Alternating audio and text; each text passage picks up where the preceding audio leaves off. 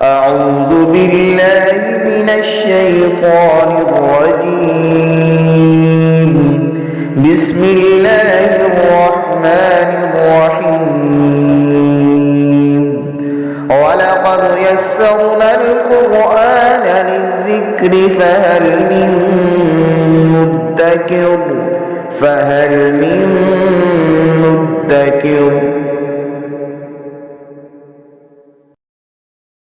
بسم اللہ الرحمن الرحیم. سورہ آل عمران کا آخری رکوع 190 نمبر آیہ مقدسہ. اعوذ باللہ من الشیطان الرجیم. بسم اللہ الرحمن الرحیم. ان فی خلق السماوات والارض واختلاف اللیل والنہار لآیات لأولی الالباب. قرآن مجید فرقان حمید میں بہت سارے مقامات پہ اللہ تعالیٰ نے کائنات میں غور و فکر کرنے کی دعوت دی ہے.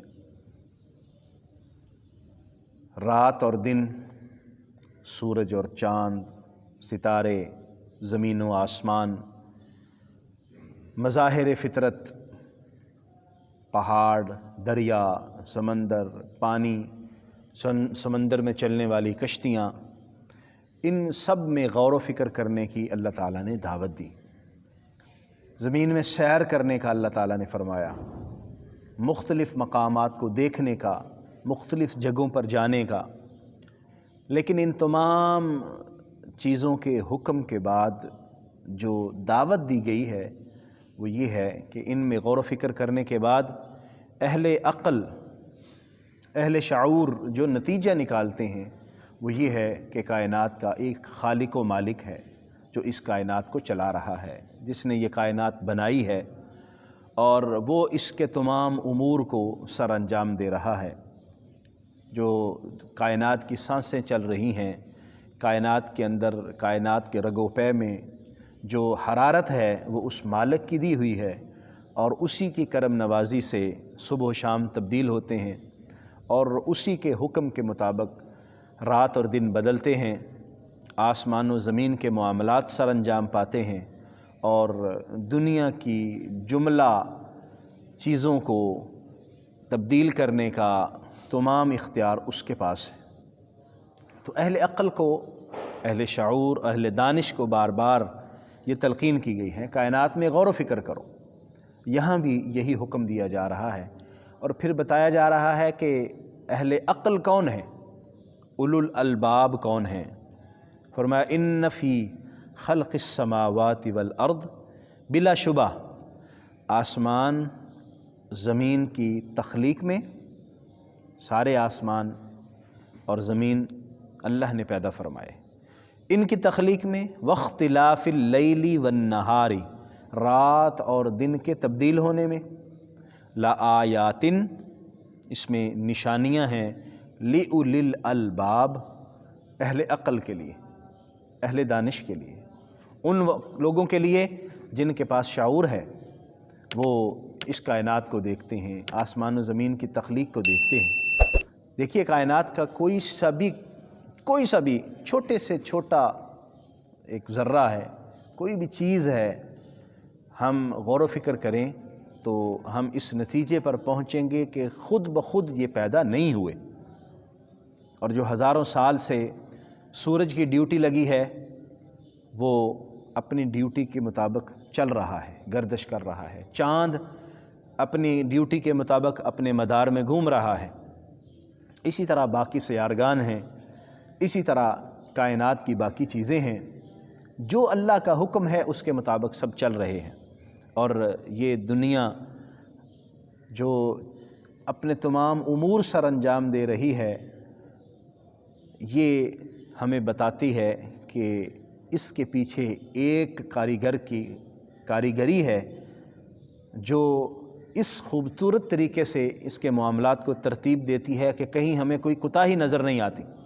کہیں ہمیں کوئی غلطی، کوئی کمی نظر نہیں آتی. تو اس میں غور و فکر کی دعوت دی گئی ہے. اس سے پھر جملہ ہمارے علوم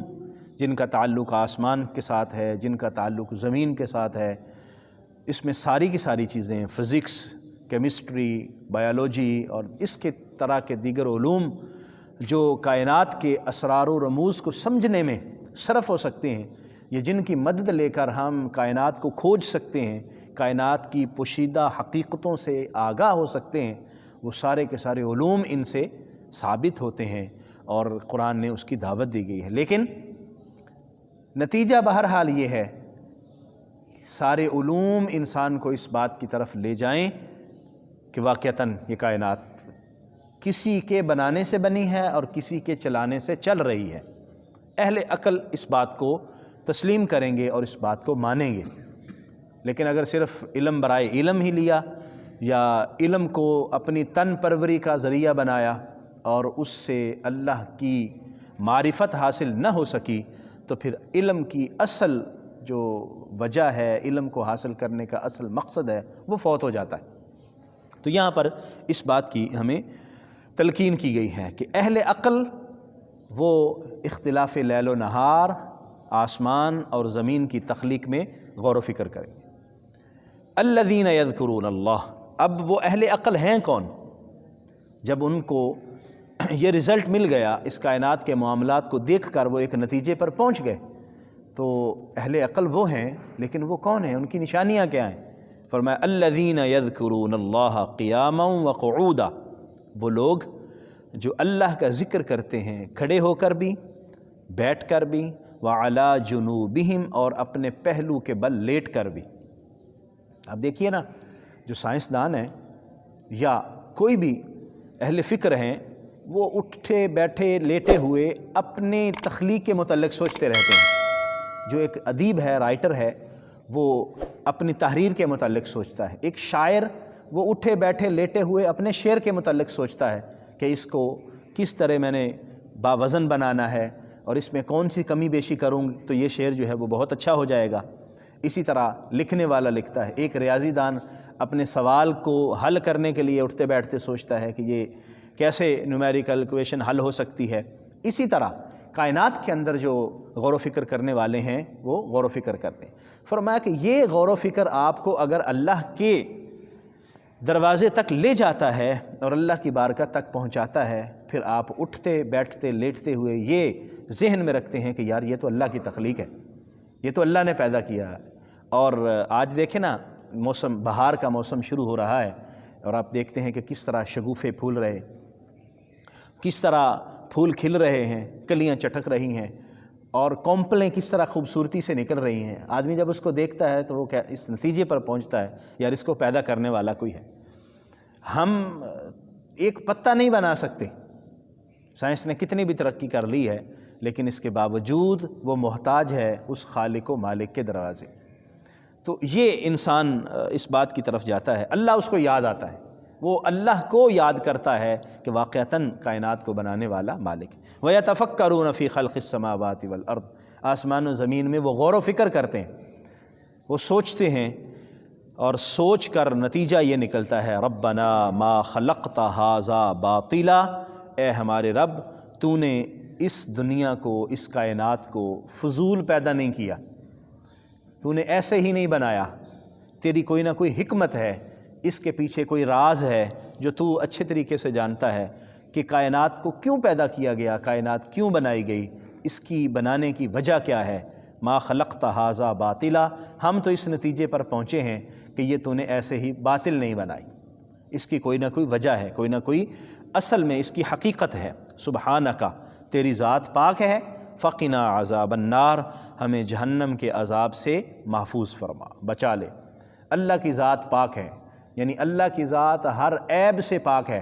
کہ اس کی طرف ہم کوئی عیب منسوب کریں، کائنات کے بنانے میں کوئی عیب رہ گیا ہو، کوئی کمی کمزوری رہ گئی ہو، یا اس کائنات کے مقصد کو ایسے ہی ہم فضول سمجھیں کہ یہ ایسے ہی بن گئی ہے، اس کا کوئی مقصد نہیں ہے، یا اس کے بنانے کی کوئی وجہ نہیں ہے۔ نہیں، یہ ساری باتیں یہ ہماری فکر کی کجی ہوگی، ہمارے فہم کا غلط ادراک ہوگا اگر ہم اس نتیجے پر پہنچے۔ نتیجہ کیا ہے؟ ما خلقت ھذا باطلا، تو نے اس کائنات کو فضول نہیں بنایا۔ اور جب انسان غور و فکر کرتا ہے، اس اللہ کی بارگاہ تک پہنچتا ہے، پھر اپنی نیازمندی پیش کرتا ہے، اپنی دعائیں پیش کرتا ہے اور اللہ کی رضا کو حاصل کرنے کے لیے گزارش کرتا ہے، اللہ کے ذکر میں، اللہ کی یاد میں اپنے وقت کو صرف کرتا ہے اور دعا مانگتا ہے، ربنا انک من تدخل النار فقد اخزیتا، ایک تو ہمیں جہنم کے عذاب سے محفوظ فرمانا، کیونکہ جو جہنم میں داخل ہو گیا وہ رسوا ہو گیا۔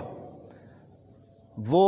اصل میں ناکام شخص وہ ہے جو دنیا گزار کر گیا اور دنیا کو اپنی آخرت بہتر کرنے کے لیے استعمال نہ کر سکا، دنیا میں لی جانے والے سانسیں اللہ کی رضا میں بسر نہ ہو سکیں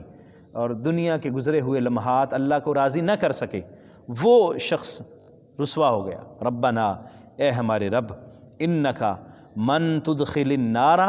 جس کو تو نے آگ میں داخل کر دیا، فقد اخزیتا، تو نے اسے رسوا کر دیا۔ یعنی اپنے اعمال کی وجہ سے اللہ کسی پر ظلم نہیں فرماتا، اللہ کسی کے اعمال کو ضائع نہیں فرماتا، جو بھی جہنم میں داخل ہوگا اپنے اعمال کی وجہ سے۔ تو فرمایا کہ یہ بھی دعا مانگو کہ یا اللہ جس کو تو نے جہنم میں داخل کر لیا، وہ اپنے کرتوتوں کی وجہ سے جہنم میں چلا گیا تو وہ رسوا ہو گیا۔ وما للظالمین من انصار، اور جو ظالم ہیں ان کا کوئی بھی مددگار نہیں ہوگا، ان کو کوئی بھی وہاں بچانے والا نہیں ہوگا،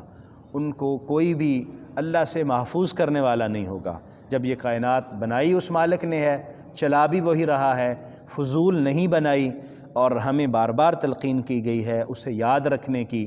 اٹھتے بیٹھتے لیٹتے ہر لمحہ اس سے یاد کرنے کی۔ تو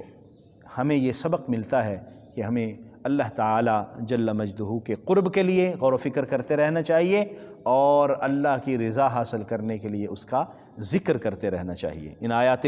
مقدسہ سے ایک تو کائنات میں غور و فکر کی تلقین ہمیں ملی، رات و دن کے بدلنے میں غور و فکر کی تلقین ہمیں ملی، اللہ تعالیٰ کے دیگر جو مظاہر فطرت ہیں ان میں غور و فکر کی ہمیں تلقین ملی کہ کائنات کو جو بنایا گیا ہے اس میں غور و فکر کریں، اور پھر اللہ کے ذکر کی ہمیں تلقین ملے کہ ہم اللہ کو یاد کریں، اللہ کو یاد رکھیں، اور ذکر اللہ کا وہ کائنات کی خوبصورت چیز ہے اور خوبصورت نعمت ہے جو اللہ کا قرب عطا کرتی ہے، جو انسان اگر اس کو حاصل کر لے تو اس کا دل بھی مصفہ اور مزکہ ہو جاتا ہے، اسے اطمینان قلبی بھی نصیب ہوتا ہے، اور اللہ کو جو یاد کرتے ہیں، فرمایا فاذکرونی اذکرکم، تم مجھے یاد کرو میں تمہیں یاد کروں گا۔ تو اللہ کو یاد کرنے والے، اللہ کا ذکر کرنے والے اللہ کے ذکر کا پھل حاصل کرتے ہیں، وہ اللہ کو یاد کرتے ہیں، اللہ اس کے بدلے میں انہیں یاد فرماتا ہے۔ اسی طرح قرآن مجید کے اندر ذکر کے اور بہت سارے فضائل بیان فرمائے گئے، احادیث مبارکہ میں اور بہت زیادہ فضائل بیان فرمائے گئے، اس لیے ہمیں اٹھتے بیٹھتے لیٹتے ہر لمحے اللہ کی یاد میں مصروف ہونے کی کوشش کرنی چاہیے، کائنات میں غور و فکر کرنا چاہیے، اور اللہ کی بارگاہ میں یہ دعائیں بھی مانگنی چاہیے، اے اللہ کائنات کو تو نے فضول نہیں بنایا، اس کا کوئی مقصد ہے بنانے کا، اور ہمیں یہاں بھیجنے کا بھی کوئی مقصد ہے، اور اللہ کی بارگاہ میں جہنم کی عذاب سے اور جہنم کی سزا سے پناہ بھی مانگتے رہنا چاہیے کہ اللہ تعالیٰ اس سے محفوظ فرمائے، کیونکہ اصل رسوائی جہنم کا عذاب ہے، جس کو وہ ملا جو جہنم میں گیا اصل میں رسوا وہ ہوا، اور عزتیں اس شخص کا قدم چومیں گی، اس شخص کے ماتھے کا محراب بنیں گی، اور عزتیں اس شخص کے سر پر تاج بن کے چمکیں گی جو جنت میں داخل ہوا اور اللہ کی رضا حاصل کرنے میں کامیاب ہوا۔ اللہ کریم ہمیں توفیق عطا فرمائے، آمین۔ وآخر دعوایا ان الحمد للہ رب العالمین۔